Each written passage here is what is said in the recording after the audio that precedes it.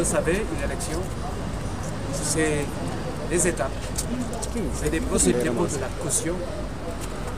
pour le candidat au nom de la coalition Benno Bokk Yaakaar. Donc nous voulons remercier les équipes de la CDC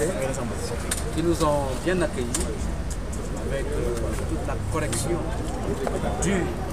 aux hommes politiques dans cette séquence actuelle. Le travail a été fait. Ils nous ont remis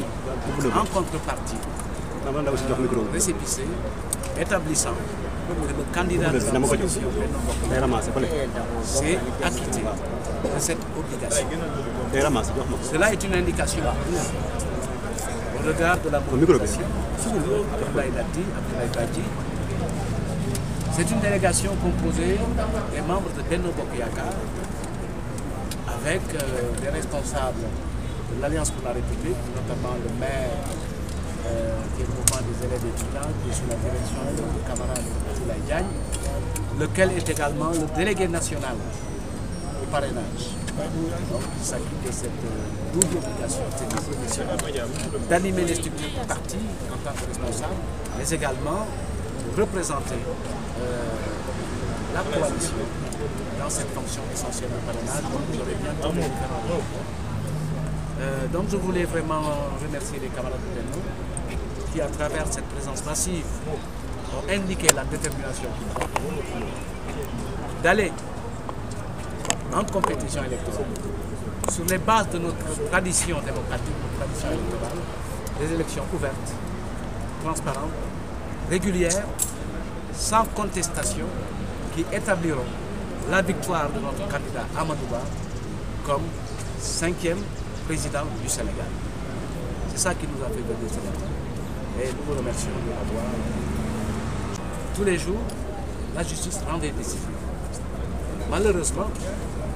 certains d'entre nous qui ont des rapports un peu difficiles avec les institutions de la justice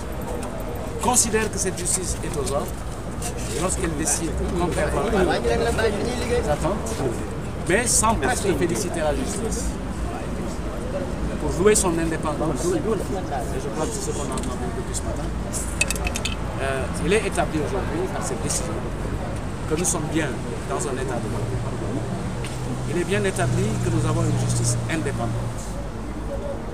Il est bien établi qu'il n'y a pas au Sénégal de justice aux ordres. Ça, c'est le mérite de nos magistrats, qui sont de grands serviteurs de la République, formés à de bonnes écoles,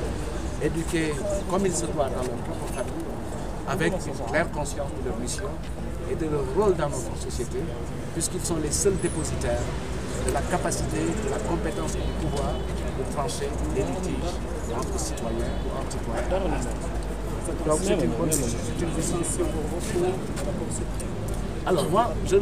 m'engage pas dans les procédures judiciaires. Ça, c'est l'affaire des spécialistes. Ce que nous pouvons constater, sans risque de se tromper, sans hypothèse hasardeuse, c'est qu'aujourd'hui, la justice a montré qu'elle était indépendante. Maintenant, il y a des hommes qui sont prudents,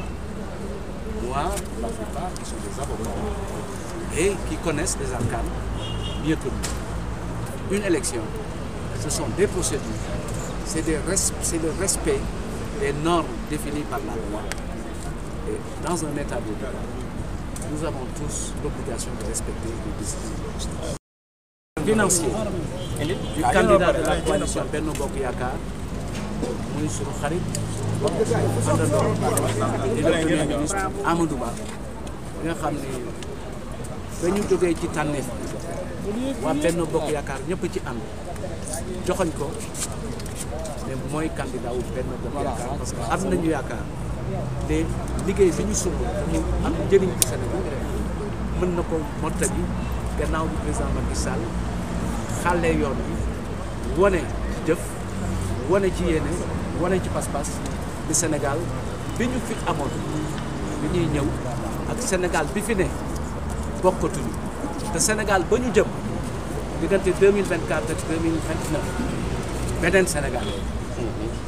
li Macky Sall moo xàll yoon bi donc war nañ ko delloo ñu ànd ak suñu camarade Abdoulaye Badji moom mi nga xam ne moom la ñu jox mandat ci wàllu étape bii ñu toll parce que bu leen réere mbir mi candidat bi dina am yeneen mandataire ci wàllu élection ci wàllu contentieux ak yooyu mais tey ci fii ñu toll nii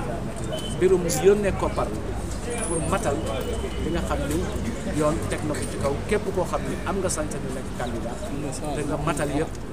yoon leeral ko ñu nangul la parce que kooku ko moom mooy conseil constitutionnel waaye tey dañuy gërëm suñu mbokku benn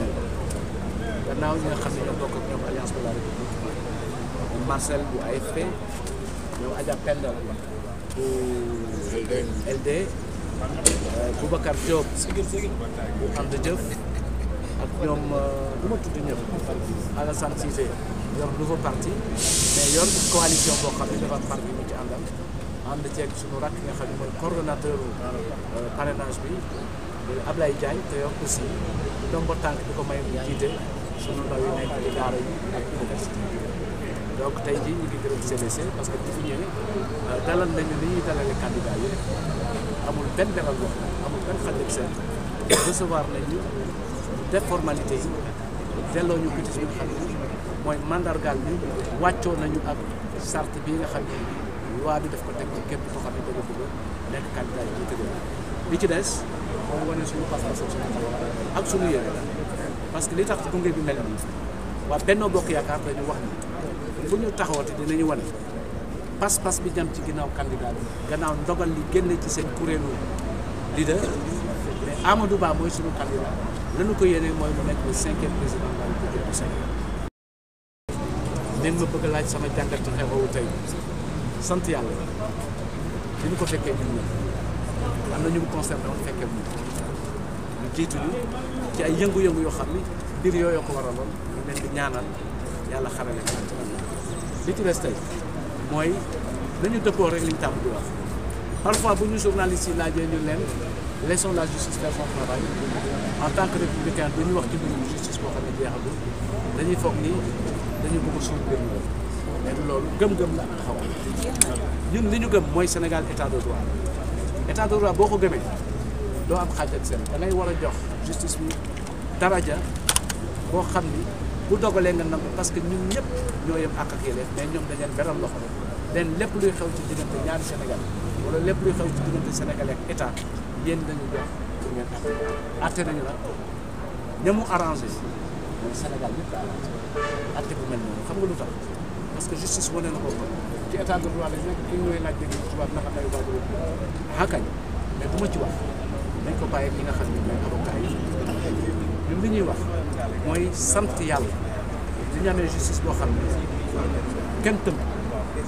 la justice bi moom boppam di ñu amee justice boo xam ne am na xaj ak seet am na discernement bu leer nañu sant yàlla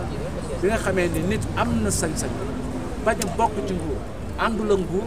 seq ko nguur dem yey nguur ci tey waaye yey bi taxul mu fes mu sës am na lu ci topp dañ seet ba ci kanam mais li ñu war a sant yàlla mooy na ñëpp nangu ni état de droit moo fi nañu nangu ni justice bi dafa indépendant te bàyyi bu ñu arrangé ñu ne baax na bu ñu arrangé wu ñu ne bon